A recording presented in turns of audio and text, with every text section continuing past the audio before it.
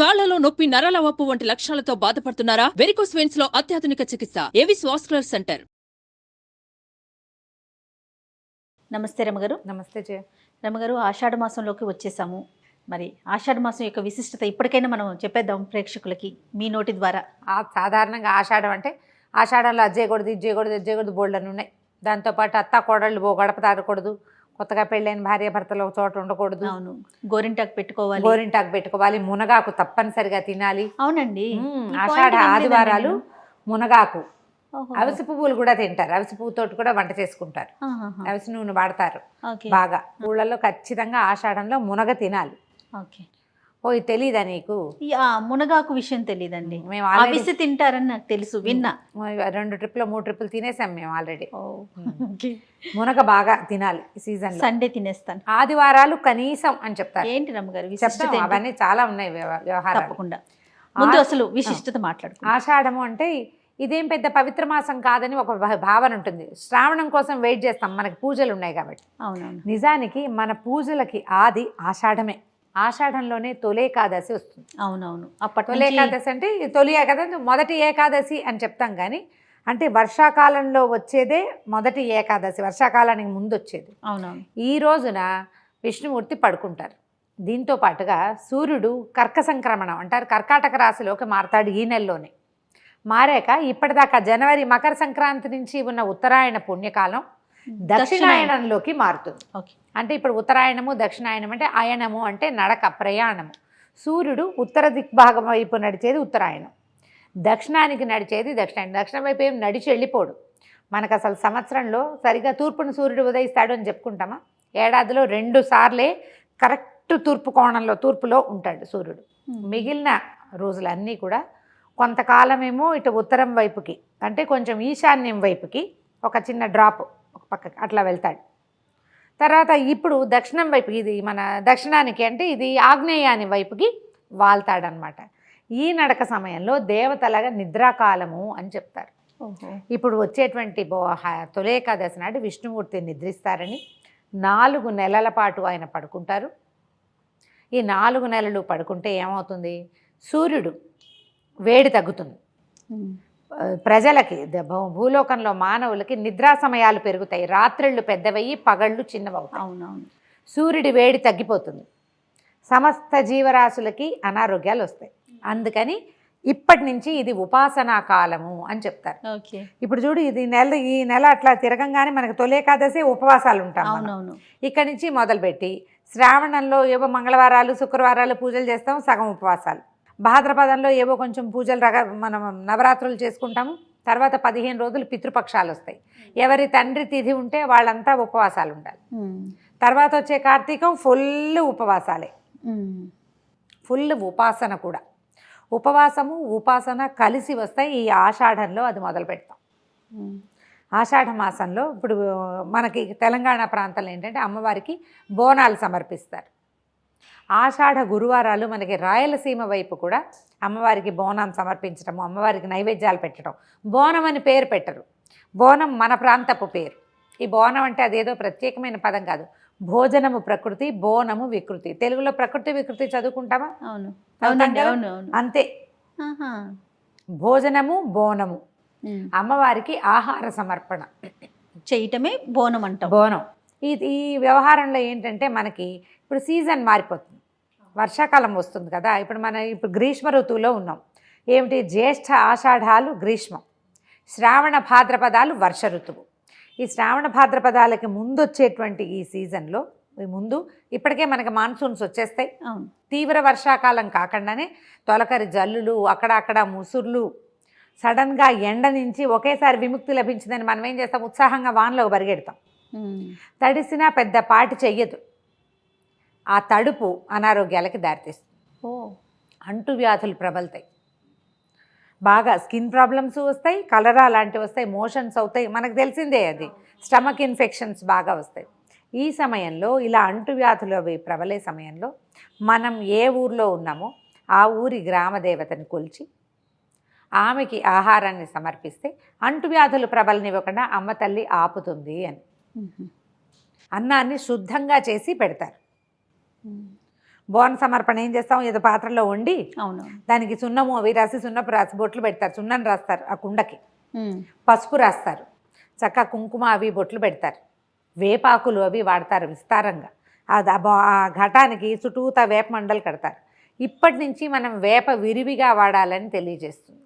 ఈ సీజన్లో మనం బాగా వేప ముంచిన నీళ్లు, వేప చెట్లు, వేప కొమ్మల్ని గుమ్మాలకు కట్టుకోవటము ఈ ప్రాంతంలో. ఎందుకంటే ఇంతకుముందు మనకి ఇక్కడ ఈ కలరా లాంటివి రావడం తెలుసు మనకి తెలంగాణ ప్రాంతాల్లో.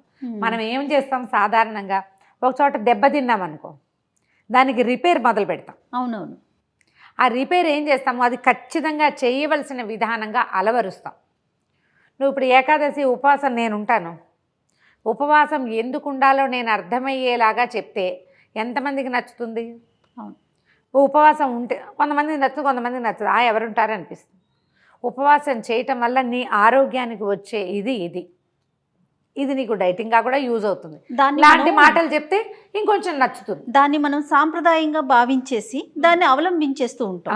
అందుకని ఏం చేశారంటే ఒట్టి మాటగా శాస్త్రం చెప్పింది ఖచ్చితంగా ఇది ఇవాళ నుంచి చెయ్యాలి, ఈ రోజున ఇదే తినాలి, ఫలానా అస్సలు తినకూడదు, తింటే రౌరవాది నరకాలు వస్తాయి, పాతాళంలో పడతావు, భూలోకంలో పడతావు, మళ్ళీ కటాక్షం ఉండదు, కటాక్షం ఉండదు, అలాంటివి చెప్పి భయపెడితే కానీ ఎవ్వరు వినరు. అవునండి. కాబట్టి ఇక్కడి నుంచి అది మొదలుపెట్టారు. ఓకే. ఈ విష్ణుమూర్తి నిద్రించే కాలం కదా, ఇక్కడి నుంచి 4 నెలలు కార్తీక శుద్ధ ఏకాదశి దాకా ఇది దేవశయని ఏకాదశి, అది బోధిని ఏకాదశి. విష్ణువు నిద్రలేస్తాడు. ఈ 4 నెలలు చాతుర్మాస్య దీక్ష వహిస్తారు చాలామంది. చాతుర్మాస్యం సాధారణంగా యతులు, సన్యాసులు, పీఠాధిపతులు ఏ ప్రాంతంలో ఉన్నారో అక్కడే ఉంటారు, కదలరు, ప్లేసులు మారరు, ప్రయాణాలు చేయకూడని నెలలు. ఇప్పుడు వాళ్ళకి చాతుర్మాస్యం, మనం ఏం చేయాలి, ట్రిప్పులు అవి పెట్టుకోకూడదు, అనారోగ్యాలు, ప్రయాణాల్లో ఎక్కడ. ఇప్పుడు ఇదివరకు ప్రయాణాలు ఏం చేసేవాళ్ళు, ఈ అడవుల్లో నడిచిపోయేవాళ్ళు, ఎక్కడ పిడుగు పడితే ఏమైపోతుందో. అవునవును. ఉరుములు పిడుగుల కాలం కదా, ఎక్కువ ఇబ్బందులు వస్తాయి. అందుకని ప్రయాణాలును ఈ 4 నెలలు నెలకొక్కొక్కటి చొప్పున మానేయాలి. ఆకుకూరలు 1 నెల మానేస్తారు, పాలు పెరుగు అస్సలు లేకుండా 1 నెల, పప్పులు అస్సలు తినరు, శనగపప్పు, పెసరపప్పు, ఏ పప్పు ఉండదు. అట్లా 4 నెలలు పద్ధతిగా ఉంటారు. ఈ 4 నెలల్లో 4 రోజులు 8 ఏకాదశులు వస్తాయి. ఈ 8 ఏకాదశుల్ని ఖచ్చితంగా ఏకాదశి నియమం పాటించుకోవాలి. ఏకాదశి మొత్తం ఉపవాసం ఉండి ద్వాదశి నాడు భోజనం చేస్తారు. దీంట్లో పౌర్ణములు వస్తాయి, 4 పౌర్ణములు వస్తాయి. 4వ పౌర్ణమి మనం చూడకపోతాం బహుశా. ఇప్పుడు ఆషాఢము, శ్రావణం, భాద్రపదము చూస్తాం. 4 పౌర్ణమి చూసి 5వ పౌర్ణమి వచ్చే నాటికి మనకి దీక్ష విరమణ అయిపోతుంది. చాతుర్మాస్య దీక్ష మామూలు గృహస్థులు కూడా చేయొచ్చు. సాధారణంగా ఏం చెప్తారంటే సంతానం పెద్దవాళ్ళు అయిన గృహస్థులు కూడా చాతుర్మాస్య దీక్ష తీసుకోవచ్చు అంటారు. అంటే కనీ పెంచే వయసులో తీసుకోరు చాతుర్మాస్యాలు.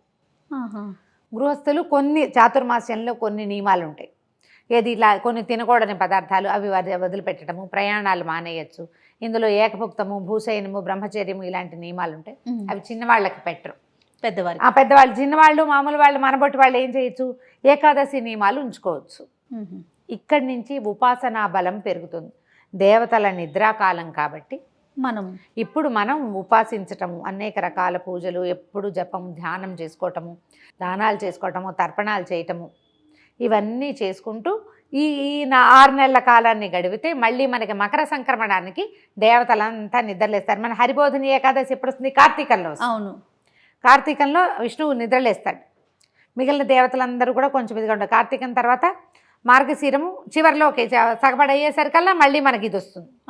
మార్గశీరం అవ్వగానే ఉత్తరాయణ పుణ్యకాలం వచ్చేస్తుంది కదా. మనకి ఎప్పుడు వస్తుంది అది, జనవరి 14 వస్తుంది. జూలై 16 నుంచి జనవరి 14 దాకా దక్షిణాయనము. ఈ దక్షిణాయనంలో కొన్ని చెయ్యరు, సాధారణంగా ఉపనయనాలు చేయరు, పెళ్ళిళ్ళు అవి చేసుకుంటాం, పెళ్ళిళ్ళు చేసుకుంటాం. దక్షిణాయనంలో యజ్ఞాలు చేయరు, అంటే గృహస్థులు చేయకూడదు. అంటే దేవతలు నిద్రావస్థలో ఉంటారు అనే కారణం అంటారా?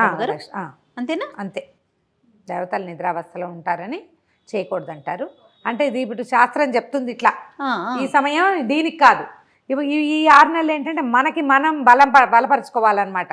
నువ్వు జపం చెయ్యి, నువ్వు తర్పణాలు విడువు, నువ్వు ఉపవాసం చెయ్యి, ఇలాంటి నియమాలు చెప్తారు. సాధారణంగా ఈ దక్షిణాయనంలో ఉపనయనాలు మాత్రం చేయరు, ఒడుగు చేస్తారు కదా, థ్రెడ్ సెరమనీస్ అస్సలు ఉండవు. ముహూర్తాలు ఉత్తరాయణం వచ్చాకే ఉంటాయి. సో దానికి నాంది ఈ ఆషాఢ మాసం.